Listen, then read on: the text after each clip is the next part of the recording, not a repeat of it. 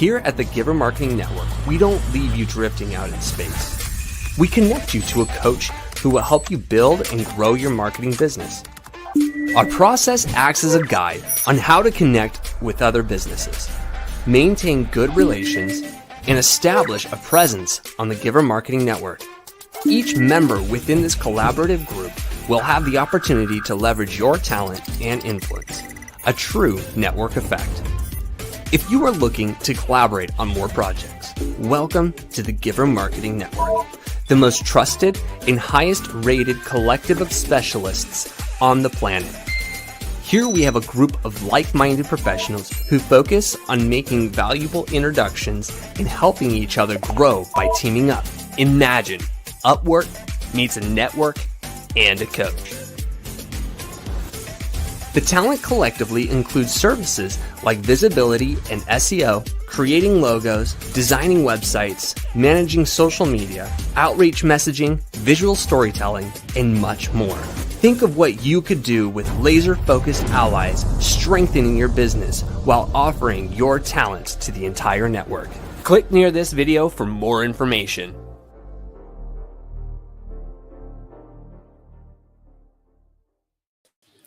Hello, and good morning. Welcome to another Giver Marketing Network's Tuesday broadcast. And I am so excited today. I am Christine Deane, Team Director at Giver Marketing, but we have Daniel Knight in the house today.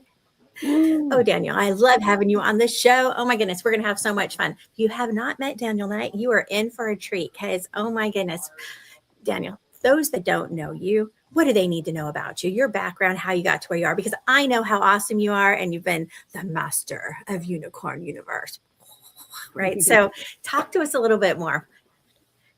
Tell us that. Yeah, absolutely. Well, I am here in Arizona. I just moved here about 3 years ago from Utah. I grew up in Utah and was pretty much raised there my whole life. Was born in Spain, though. Little fun fact, not a lot of people actually know about me. Did you not know that? No?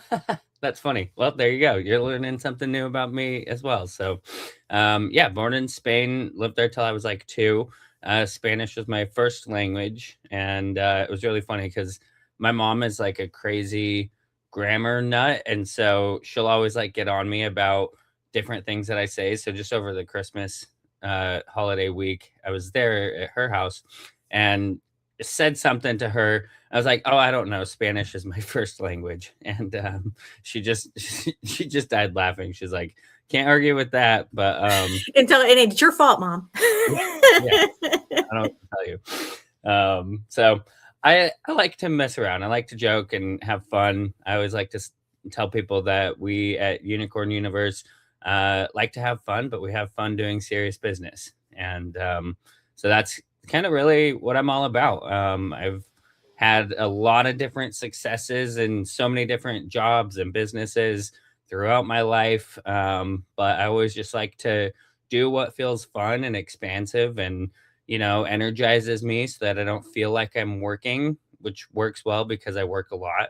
And so that's kind of what it's all about. If we can. I know you're big on building community is important, which is one of the reasons why I know Giver Marketing Network, why we like collaborating with you, right? Because that's really important to us too. So when we have an opportunity to collaborate and co-host things and figure out ways to work together, that the world is a wonderful place, right? Because you're right. When it doesn't feel like work, it's the best kind of work there is, right? Yep. Yeah, definitely. 100%. Well, so I know you've done a lot with marketing. I mean, this is one of your playgrounds that you like to play in, and marketing, referral marketing. You've done a lot of different things. Talk to us a little bit about your marketing. Yeah, it's kind of interesting because, I've spent a lot of my time doing marketing, either on my own or helping other people, building tools, building audiences, doing all sorts of different creative marketing strategies and things for my business and other people's businesses. And it's kind of always just been out of necessity. But also, I think a big part of it is I have a pretty out of the box thinking type of mindset. And so I'm always looking at things with that mentality of, how can these be different? How can we stand out a little bit? You go to my website and you see cartoon characters everywhere flying rocket ships around the universe, right? You get on a Zoom call with me, and here's this crazy background that I have talking about this event that I've got in March. And so I just always have kind of a pretty creative way of approaching it. Right, creative and fun, and those go hand in hand. And that's one of the reasons I really wanted to bring you on today, was to talk a little bit about events. A lot of people are going, gosh, it's the beginning of the year. Where do I get started? I want to have more impact. I want to do more lead gen. And so I thought, you know what, let's bring somebody who's been doing tons of events and really has been playing in that space for a while to kind of come in and tell us a little bit about what you're doing, how you do it, give people some ideas on how to get started with events, because I think it intimidates a lot of people. So I would love to just be able to come in, pick your brain, and have you share some of your realm of knowledge with us, because I think it's really going to be valuable to a lot of people that have been intimidated at the idea of hosting events. Yeah. Well, I will say you're not wrong to be intimidated about events, and they can be a beast. There are so many different ways that you can put on an event. The one that I'm doing in March is a 3-day convention style event. So, it's like a conference where we've got speakers, vendors, sponsors, a couple hundred attendees that we're expecting over the 3 days, entertainment, food, volunteers, affiliates, all these different things go into it. This is like, I would say, the highest risk, highest, lift type of event that you can do is a multi-day convention style event, where it checks all the boxes, right? You just hit everybody's panic button right there. Multi-day. How many things did you just say I need to organize, right? Yeah, 100%. So, I have templates that I use to keep track of everything, make sure that I'm on top of everything, so that, when it comes time to do the next event, I just duplicate this spreadsheet and it has all of the things that I need to complete for that. But out of the interest in keeping this focused on marketing and not going down the how to host an event, really, events masterclass. are considered part of marketing. You'll see that a lot of times, event marketing, right? So it all ties together. So as far as I'm concerned, as long as it's somehow event related, it's somehow related to marketing. For sure. Well, and I also just want to really emphasize the potential that hosting your own event has when it comes down to marketing, because we could go deep into the rabbit hole about all the different nuances of hosting an event, but why should you do it from a marketing perspective, I think is a critical component. And then the other side of that, of why you should participate, even if you're not the one actually hosting it. Yeah. Well, and again, keeping that from a marketing perspective, right? So what do you think people would rather hear? Are we more like they are event hosts or event attendees? Should we kind of go with a blend of the two? I think we've got a balance, right? Not everybody hosts events, but I think a lot of people have thought about it, right? Okay. And I think you've got the other side where they've attended, and maybe there's people that have been thinking about, maybe I want to be more involved in someone else's event, but I don't want to necessarily take on all that responsibility and host and run it all myself, right? Maybe they want to participate on a higher level and they're not quite sure how to make that happen. I know we see things like sponsorships, like, is it worth it, right? So I think there's a whole lot of different areas to kind of explore here. Yeah, definitely. Okay. Well, in the least, of course, the common thread is these are people who are attending events. Maybe they are doing or have done or want to do their own event, trying to determine why it makes sense from a marketing perspective and how that can be utilized to generate more attention in your business. The obvious one, if you're really just looking for eyeballs on your business and you want to get maximum exposure from leveraging events, is sponsor events. Okay. And I've been doing a lot with sponsorships over the past month or so, as we're getting closer to the event. We've pretty much always had a sponsorship deck for the events that we do. And so there's always opportunities for other companies to get involved and leverage our event as a platform to generate attention, get recognition. And so I'll give you some tips as a sponsor. What do you, I what's was on your just thinking about, you mentioned sponsored decks and all. There's people are probably going, say what? Now, my background with working with nonprofits, right? We always have sponsorships going on. We've always got events going on. You're right. So finding fundraising is always a thing. So I'm familiar with it. But for those that aren't, do you want to give them a little bit more detail on that one? Yeah, absolutely. So, and we'll kind of use in-person events as like the main framework here. When you do an in-person event, there are typically expenses. Not always, but if not, that means somebody's likely covering those expenses for you, which is kind of a way of looking at potential sponsors. Is you have all these expenses, how are you going to pay for them? Well, you can pay for them through ticket sales, you can pay for them through sponsorship sales, and those are two revenue drivers that, if done correctly, can actually be very profitable for the event. So, what I like to do is look at your expenses and identify categories that you could bring in a sponsor, somebody that will come in, pay you to have their name plastered all over your website, maybe on your tickets, maybe in social media and email blasts and things like that. And they're doing it because they want the attention. They want more people to know about their business, right?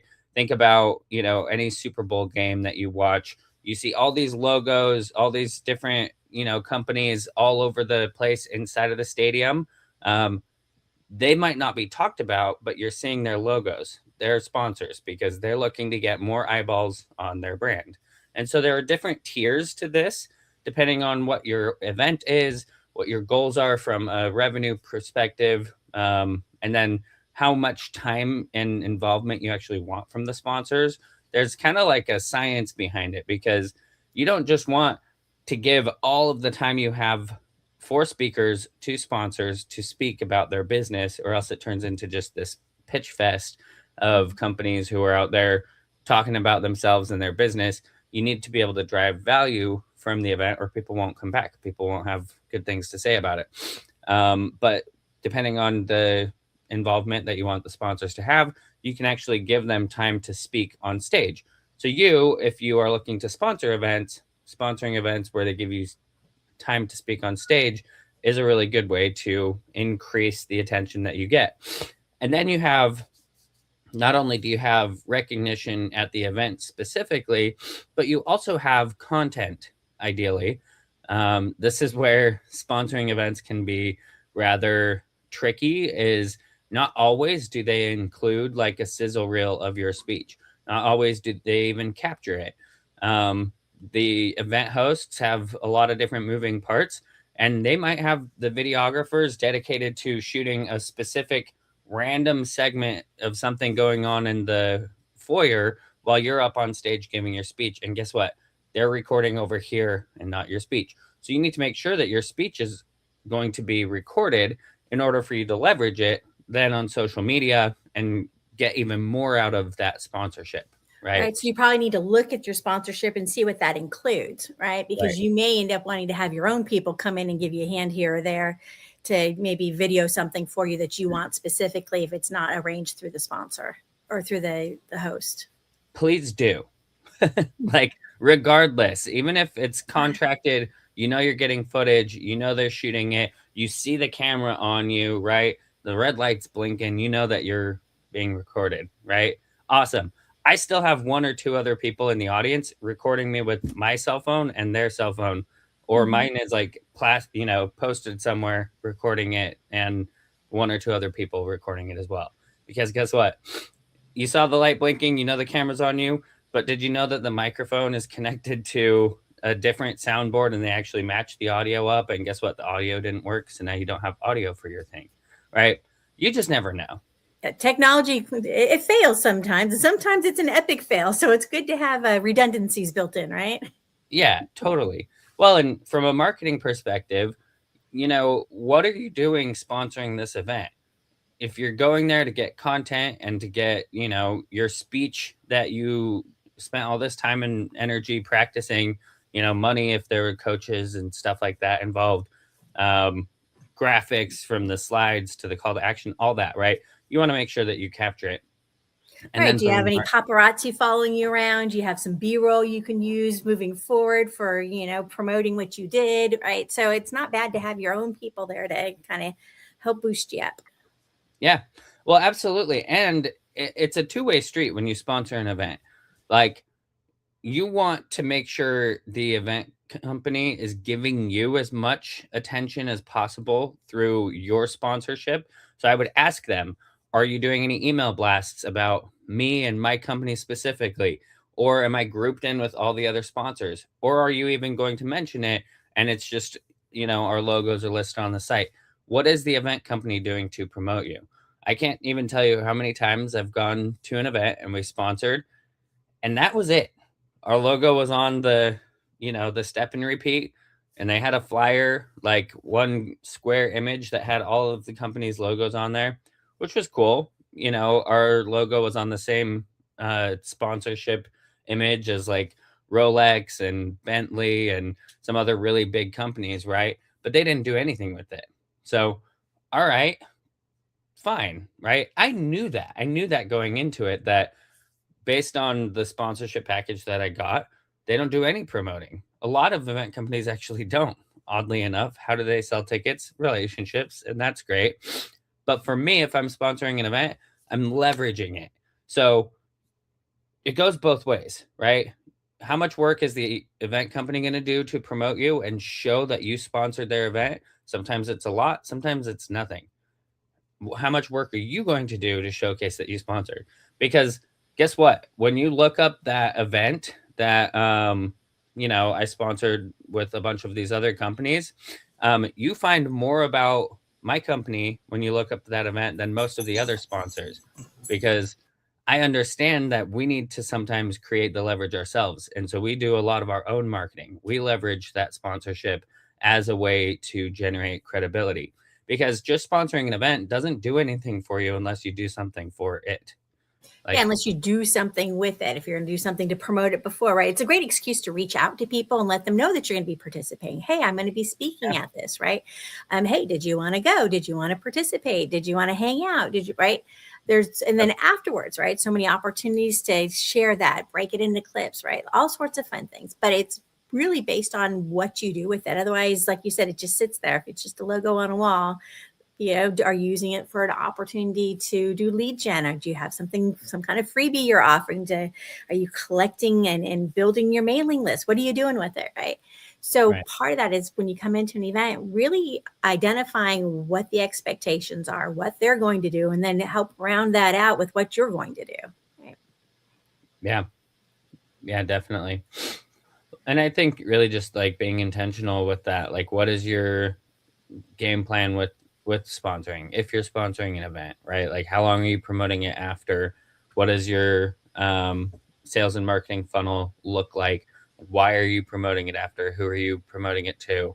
And it's awesome because, really having an event that you're going to either as a sponsor or that you're hosting, like gives you so many more reasons to talk to people. It's funny, like anytime I have an event coming up, which feels like always, but it gives me such a solid reason to call people and just be like, hey, just want to reach out. I've got this event coming up. Want to let you know about it. First off, are you available? There's a little time saving hack for you. With any event, let them know where it is and when it is. And if you can move on from that, then great. Otherwise, don't go pitching your whole event and all that only to get to the most important question last. And they say, oh, I can't make it because I'm here. Like it's the worst. And also it's the best when you discover that right off the bat. It's like, oh, great. Well, we don't need to waste our time then on this, Right. So if I was going to say, hey, so Daniel, what are you doing in March? Right. Like the 6th, 7th, and 8th. Are you going to be around? You see over your corner, right? It says March 6th, 7th, and 8th, right? So, right. Why bother to go into the rest of the pitch if they're like, oh, no, actually, I'm going to be out of town. I'm going to be on vacation. I'm going to be on a cruise. I'm going to whatever, right? You're like, Yeah. okay, that's all right. Well, I've got this coming up, but you know what? You can make the next one. Yeah. And, and here's the thing. I wouldn't disqualify them too quickly because some of my favorite sponsors don't even show up to the event. So they, you know, Yeah, they're so you often can't be there, but you want your logo there. you might not be able to physically be there, but you can have a presence there. Would you like to know how? You know? Exactly. Yeah. And like you said, for some of the larger companies, they sponsor, things all the time. They throw their logo on it. They may not have a representative there who may not be involved. That might be it. That donation was it. And so, or the purchase of the sponsorship spot. But for small businesses, right, where their marketing budget is a little bit more limited, right? So a lot of times they're very careful on where they want to invest their money. So what should they be looking for when they're saying, okay, I want to, now, maybe I'm not ready to host an event myself, but I want to be a sponsor in someone else's event. What key things do you think they should be looking for when they go to decide whether or not they want to be a sponsor? Well, start with your objective. Like, what are you looking to get out of any event in general? So kind of know what that is going into it. Are you looking to get new clients? Are you looking to get attention? Are you looking to get calls booked, lead magnets download, your offer purchased, right? So start there and then kind of work backwards. Okay. So if this is my goal, then you kind of look at your cost per customer acquisition, right? And if you can speak in front of, let's say, 100 people, how many of them need to buy in order to pay for the investment, right? Or how many need to convert? Just what does that overall conversion look like? So really, like, know the numbers. Like, is it actually going to be profitable? Does it have the potential to be profitable? Um, you want to make sure that they have the right target audience in front of you and that it's actually there. A lot of event companies say they're going to do one thing and it ends up not working out that way. Trust me, I know that it's not an easy game to play, getting all of the people that are the right avatars to your event. So anyway, so make sure you have your offer, your strategy, your ROI strategy dialed in for the event. Make sure you have the right audience there at the event to present to. You're going to want to make sure you understand what all is included, from how much time you're going to be speaking, if you're speaking, if there's a booth, if there's not a booth, if you get extra tickets, if you don't get extra tickets, can you resell those tickets? All these different things. And I find having extra tickets as a really powerful to increase the status that you have as a sponsor of the event, because now you can give it to some of your top clients or prospects that you've been working on as a gift, and a way to spend extra time with them. That's a really valuable thing to do as well, because we put so much time and energy into like paid ads and email campaigns and LinkedIn automation and all these things to get one cold person on our calendar, when it's like, okay, you can use your ticket that you get with your sponsorship and invite one of your best referring clients to come with you, and they're going to put 3 really high quality warm prospects sitting right in front of you ready to do business with you. So just kind of depends on what you're looking to get out of it, but that's just a really powerful way to approach it. So really, just great way to leverage it. I love that, Daniel. And really what you mentioned, it makes me think about what's a win look like for you, right? So what would a win at an event look like? Right? Yeah. And so whatever that is, if the goal is lead gen, if the goal is visibility, right? Once you figure that out, then you can kind of take the steps to achieve those goals. Yeah. Oh, absolutely. That's pretty much been like my main question that I ask people. And if you're looking to sponsor events, knowing the answer to this question is, what does it look like for an event to be a good sponsorship situation for you? Like, what does that look like? Or another question you can ask is more tied to speaking, but what do the best stages look like for you to speak at? And I encourage people not to be too over the top with this and, opportunistic and hopeful, but really like speak to what you can speak to and have had experience and have had success, that you can communicate pretty clearly with people so that they can know right off the bat if their event is a good event for you to sponsor or not. Yeah, and I'm going to add in a call to action, very specific call to action that you're looking for. Right, I see people do events or they'll attend an event, or it's like, okay, so you had a booth. What did you do to collect information from people? What did you do to lure them over to your booth? Right. So you need to have some kind of strategy rolling in on what that looks like and what you're going to do to maximize your opportunities. Oh man, it's so important. You know, and I've seen it so many times. People show up, they have an idea, they're like, "Oh, I'm just gonna network. I've got my booth. I'm gonna network and collect people's info and follow up with them." And they end up with a stack of business cards that they might follow up with, maybe they don't, but they don't have a system in place to follow up with people after the event. Mhm. They weren't collecting info from people that maybe would have given their info because they're busy talking with one other person, right? So, going back to the knowing how you're going to ROI as kind Mhm. of like the number one thing, like know that full, right? What is Mhm. my call to action? What am I asking them to do to take advantage of it? What am I doing on the back end if they don't? What am I doing if they don't, take advantage of it, right? Um, Super important. And then when you are looking at sponsoring an event, I think that it like probably the best starting point, I would say, to really just like outside of, time and or date, time and location is the call to action. Like, this is what I would want my call to action be. Like if I'm speaking or vending, like, do you think it would resonate with your audience? You can ask that to the event host. And honestly, and if it's a good event host, they'll tell you straight up. Um, if you give them like any sort, if you want to know it's a good event host, give them a test first. Give them something that would not resonate or just doesn't fit at all as a joke, and see if they bite on that and be like, well, that doesn't sound like a good place for me then. No, but they should tell you, right? And And if you're looking to get sponsors filled, I would say on the flip side of that is know the answer to that question. Like, what are the types of call to action that will do really well with my audience?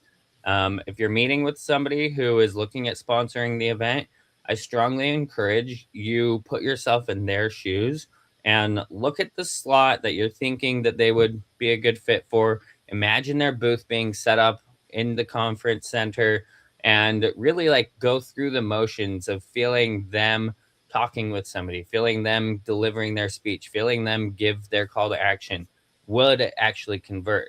And if you don't know their call to action, guess what? It's going to be very powerful. And I do this when you get on the call and you tell them, this is what I was thinking would be a good call to action for you based on who's at the event.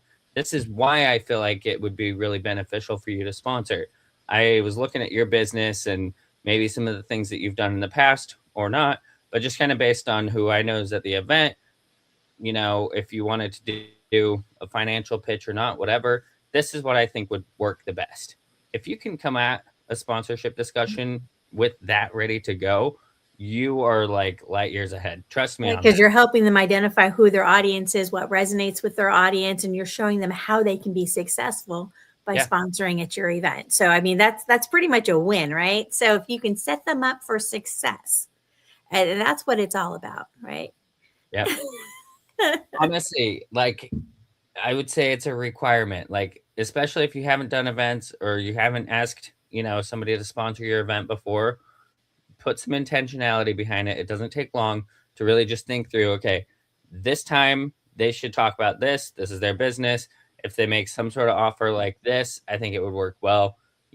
Based on that, this is the sponsorship package that I think would be best for you. If that sounds good, then let's dig into it. If that's, out of the budget, we can look at, some of the other options. But yeah, trust me on that one. Like that's probably the, biggest tip for anybody selling sponsorships? Absolutely. When you think about it, if you know your audience, right? It's any kind of marketing here, right?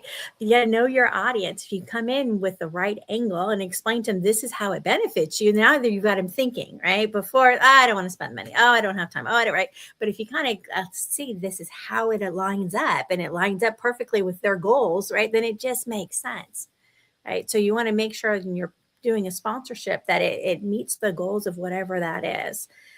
So a lot of times, we put realtors and mortgage people and title people all in the same room together, right? Because they love the synergy going on there and helping each other, right? So it's a matter of thinking about who's my ideal client and how do I get in front of them, right? So those are those opportunities, great chances for sponsorship. Take advantage of those. Yeah, absolutely. And so the sponsorship a lot of times can be lower end and higher end. There's a whole range usually of where you want to fall into that. In some places it's really expensive, other ones not so much. They're just kind of depends on what you're looking for. Give us an example because you've got your event coming up, right? Mm-hmm. So how does that work for what you've got going on? Because it was a Unicon, right? Yep. Yeah, Unicon 3. Let's use that as an example. Why not? Yeah. So what would you like to know? Like kind of how we come up with the sponsorship? Yeah, how'd you come up with your sponsor stuff, right? This way people can think about, oh yeah, I could see myself doing that. Or I could see whether hosting and doing that or the other side and wanting to participate, right? You give people ideas, give them real life examples. Yeah. So a lot of it comes from just my own experience from sponsoring events. I've seen what other sponsorship decks have and offer for other people to sponsor.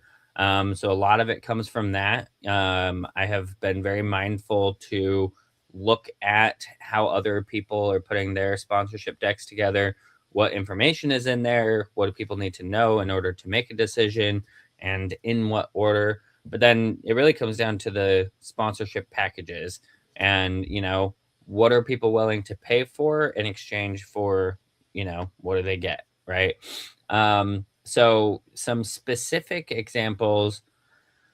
It's honestly such a tricky question because like I love it. I love business for this reason, and I love creating sponsorship packages for this reason because you get to just make it up. Like honestly, you really That's a good example right there. Okay. When was a time which you had somebody that wanted a sponsor package, but they looked at what you had and they said, can we do something custom? Yeah. I mean, I've had a few people do that. And I mean, just a couple weeks ago, I had somebody who was looking at, and I got to be careful here, but they were looking at a $10,000 sponsorship package. And he didn't want a table in the back of the room. He didn't want any of the extra tickets. And so, I made an exception for him because I was like, tables have a real footprint. They have an actual cost to take space at the event. I have, a limit of 30 and there's like, maybe 20 left at this point. But there's an actual limit to those, right? So if he doesn't need a table, I can offset that revenue from him with revenue from somebody else. In fact, that you were going to give that table spot to then, right? So you can kind of package it for someone else. Yeah, that makes sense. Yeah. So I think that was, probably one of the ways that I kind of got custom with it. I'm really collaborative and creative when it comes to the sponsorship packages. Like if somebody wants to do something, different and unique, like I'm very open to it. I really just want this to be an opportunity for businesses to leverage Unicon. I look at it as a platform for them to generate attention or collaborations or new connections to, be clients for their services. It's really just a platform. So I'm always pretty upfront about that. Like, if there's something that you want to do that you don't see in here, let me know. I'm totally open to it. If these packages might not make sense to you and we're close or, something like that, let me know. That guy thought that he wasn't going to sponsor the event because it was out of the budget and we ended up working it out. And at the end of the day, I'm confident that we'll sell all of those tables and it'll actually probably generate more revenue. It'll be more profitable because of that deal. So that was good. So going back to like picking the packages, because I think that it's really important that you do this in the right way. And here's the thing, give people options. This is one of those opportunities where you don't want to leave a potential opportunity to sponsor out. People will sponsor the most random things. One of the first events that we did, our biggest sponsor came from somebody that was sponsoring the breakfast. They were our breakfast sponsor, and our sponsorship packages have graduated quite a bit. I want to say he paid, I don't know, $2,500 or something. And now our breakfast sponsorship is quite a bit more than that. But yeah, just a random thing. Like we have a break and snack sponsor, so you can put your logo near the break and the snack area, right?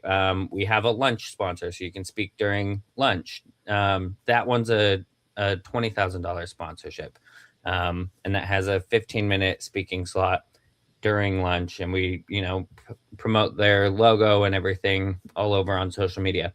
Now, with that, what I've been thinking of is getting like super specific about, okay, who would be the right kind of company that would want to speak during lunch? Like, who has something that could be like a display, something that people could kind of watch, and it could be somewhat entertaining for them while they're eating lunch.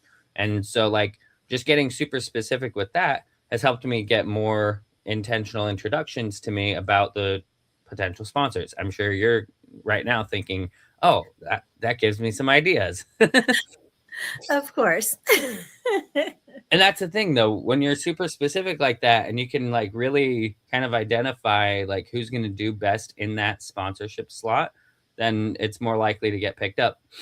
And so that's the thing, like you want to have all these different options because sometimes people will just resonate with it and want it, right?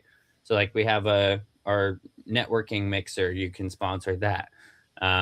We have other sponsorships for just different levels. So they range from 5K, which is basically just you put your logo on the site, you get some promotion, we give access to the email list of all the people who registered, and then that's it. There's no speaking time or anything like that. That's a good reminder right there to remind them, check your agreement, right? Are you going to get the list of the email list? Is it only for the people that attend your section, or is it going to be for the whole event, right? So those are good questions to keep in mind when you're looking at opportunities to sponsor. Yeah, absolutely. And that's the thing, like, how do you know what all the event is giving? Look at it. But if you don't know, you don't know, right? Like all these different things that event companies that you as an event company can give or not give, like it's totally up to you. Here's the thing. The more you kind of stuff in those packages, generally, the more you can actually charge, right? So I like to give bonus tickets. I allow them to include something in the gift bag. So if they want to do like a flyer or something. And something to go in the swag bag. Yeah. And not all swag is created equal. Right. 100%. Sometimes they take time to make them also. So you have to plan ahead. Don't be like, hey, this event's in 2 days. I need some swag. I know I was teasing my honey. He got, the koozies for keeping your drink cold. Mm-hmm. Like, because that's what I'm talking about is my CPA while I'm having a beer. Right. But so I teased him about that one, but I'm like, hey, it's your business. You do what you want to do with it. Right. But there's opportunities. Right. So, but if you're going to create some kind of swag, plan ahead, plan now. If you've never done it before, and think about what do I want to be represented and where are people going to use it? And is it going to be something they just pick up once and then throw away? Right. So yeah. There's options. Like one of my favorites is the little one that goes across the top for your camera, right? This way you can cover it up. So, because Big Brother's watching at all times. Nice. Is that like so if you had your little logo on there, every time they move that, right, subconsciously they would be seeing your logo. Yeah, that's great. There's cool stuff, right? So think about different ways that you want to represent your organization. Yeah, absolutely. No, I think that's such a good point, and I love that idea. Yeah, like what are people actually going to use and see and take action on, right? Like going back to your goal with the event, is it brand recognition or is it take action, right? If it's take action, you're not going to want to have like that little slider thing with your logo on it. Sounds great, but like no one's going to look you up.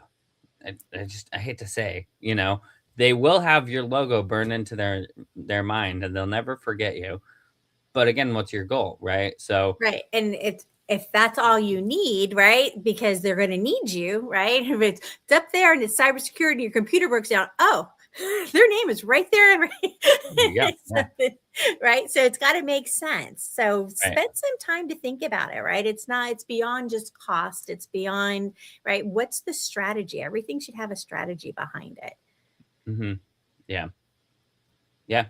And I always like to like put myself in the consumer's shoes too. Like, okay, is this something I would actually want? Is this something I would actually do? Is this something I would actually take action on? And not only that, but think about like, is this something that I have taken action on? Like, you know, a lot of the time, like our customers are going to buy the way that we do. And so if you have found yourself for whatever reason scanning a QR code, from a flyer or a promo item that you got at an event, in a gift bag or whatever, like what are the things that actually got you to take action on? Like be mindful of that and that'll help you when you're identifying the products for you to put in other people's gift bags. Absolutely. I know I've got a client that does a giveaway every year and gives away, big, 50-inch, 55-inch. I think it gets bigger each year too. It seems like a TV, right? And so goes around, does the event and, has people scan to enter, right? So it's all automated. They get a response immediately. It says, thank you for entering. We're going to be announcing the winner on such and such date, right? But when you've got a big shiny object, when you're trying to compete with other booths, like you just mentioned, you had other booths there that you're going to Mhm. have 20, 30, right? What makes you stand out from the other booths, right? So enter to win a great big TV. Yeah. I mean, who's not going to sign up for that one, right? Oh man, it's so important. It is so important. I've spent so much money setting up vendor booths at events and unfortunately many times walked away with nothing to show for it. No new business, very few new leads, like, the placement might have been not great. Like that placement is super key. But here's the thing. There's one thing that you can always count on when you're a vendor at a booth is your attention strategy. Like, what are you doing to get people to your booth? If you know it works, regardless of the placement, like that's key, right? You can bring people to the events that run around and go tell people to come to your booth. I've done that. It Oh, yeah. actually works. And then, man, that might be the second best to a warm referral is a warm random person at the event. Hey, so and so just told me to come here. Great. Let's get you going. Um but yeah, I love the idea of like a giveaway. Giveaways are a powerful way to do it. Those spin wheels are really Mhm. powerful as well because they're loud and they make noise and they have a crowd and everybody stands around and cheers if you win the cool thing, right? Uh-huh. So that's good. I, in the past, have done like music festival vendor booths where I'll bring like stage lights and my booth is flashing and blinking lights. You might think it's gimmicky, but man, does it get people's attention. It worked. It works like a charm. I would put up like this laser and it'd be shooting lasers out into the crowd. And I've had people come up in the middle of the show just being like, I've been looking at these lights all night long. Like, I was just curious, like, what is going on over here? What So, are you doing? You're like, I would love to tell you. yeah. Well, hey, so great. So glad you came by. Do you want to spin the prize wheel? Yes, I want to spin the prize wheel. Awesome. You get a free spin with every purchase. What do you want to buy? You know? I love it. Well, and one of the things you mentioned earlier was about like having a collection of business cards that you got to go do something with. Really, and nowadays it makes sense to go digital when you can, right? If you've got a QR code they can scan, enter to win, that kind of stuff. Because when Yeah. they're putting it in at a digital format, you can read it. Because I've had people mention in the past, well, I tried that. They wrote their names down, but I couldn't read it, right? Or I couldn't read their email. If you do the typing thing, then you don't have to worry about trying to read or interpret their handwriting, right? And they're already getting that automation set up, right? Saying thank you for entering. So you've got their information. You can have things triggered already that are reminding them of things, right? So let's say it was a multi-day event. Oh, for example, March, what is that, 6th, 7th, and 8th? Yes. Let's say somebody comes by your booth on the 6th, right? And they enter to win. Well, now they're there and you've got something special triggered saying, hey, come back tomorrow for such and such. You get them to come back by the booth again, right? Whatever it is that you're going to, come by for a coupon for this, right? And so if you can get them to keep coming by, keep talking to you, right? So there's ways to encourage that. So you can literally have it all set up. You don't have to wait until it's something you're going to pitch them a week or two later. You don't have to pitch them anything, right? Come by for this freebie. Come say hi. Oh, this is what we've got as a photo booth. We're going to have this really cool background with such a, right? So come hang out and say hi, come take a picture, right? Whatever it is, it doesn't have to be something that costs them money, but you get them to interact with you and come back to you. So Yeah. use these opportunities, especially with the multi-day. All right. So we've been hinting at your event. Daniel, tell us about your event. Okay. So who's it for? Who's going to be there? What kind of sponsors you're looking for? Because we've been talking events this whole time. Tell us about your event. Yeah. So it is, of course, March 6th, 7th, and 8th in Scottsdale, Arizona at the W. For anybody familiar with the W, it's a super magical hotel. Picked it because it's got all of these different colors and it's just an upscale kind of abundant atmosphere, which is important for me when we pick events because I like the speakers to have high quality content and ourselves as well. So it's all focused on helping business owners who are scaling their business. They might be hitting a ceiling. They might be kind of feeling like adding more clients or growing is actually going to be more work than they want it to be. And so we have a lot of different strategies that we're going to be showcasing for people about ways that they can grow their business without adding to their workload. Think work smarter, not harder type of approach.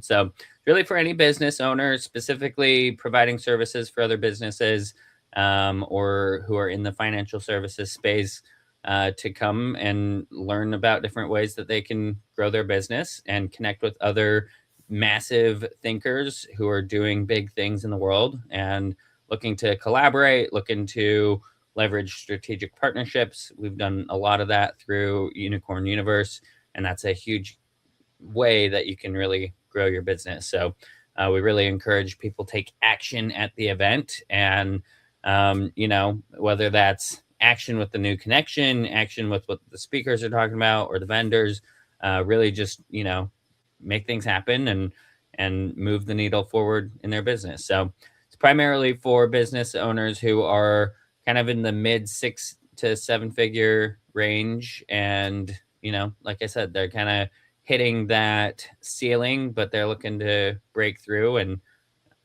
they're really focused on creating positive impact. So they want to know how they can do that more and identify different strategies that'll help them get there. All right. So if we scan that little QR code right there, that'll take us to your event. We can find out more details and see how it's done Daniel Knight Unicorn Universe style. Exactly. I love that. And so for those that are like, I've been thinking about doing an event, or, I'm considering sponsoring an event. I'm not quite where to start with this. Daniel, are you available to have little chats with people? Just give them some advice.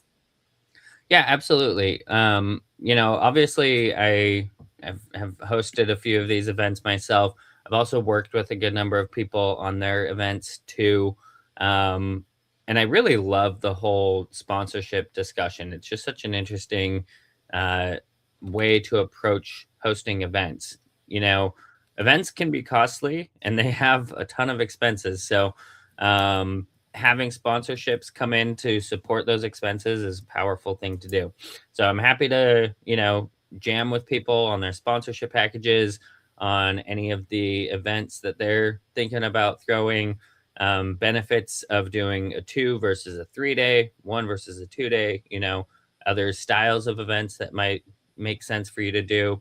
Totally down to chat with people about it and do like a strategy session, just about your event. Like, let's dig in, see what revenue opportunities you might be leaving on the table, and yeah, just give any feedback. Yeah, Whatever you're that's the looking. worst part, is not knowing what you don't know, right? And they're like, but oh, did you want to? Oh, I didn't know that was a thing, right? So you want to talk to somebody who's been there, done that. Hop on the Daniel's calendar, but reach out to him.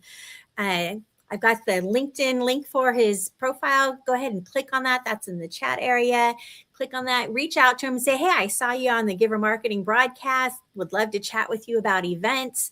If you want to find out more about his event, right, scan that little code. So Daniel is a great resource, and you want to take advantage of that. Tell him you saw him here.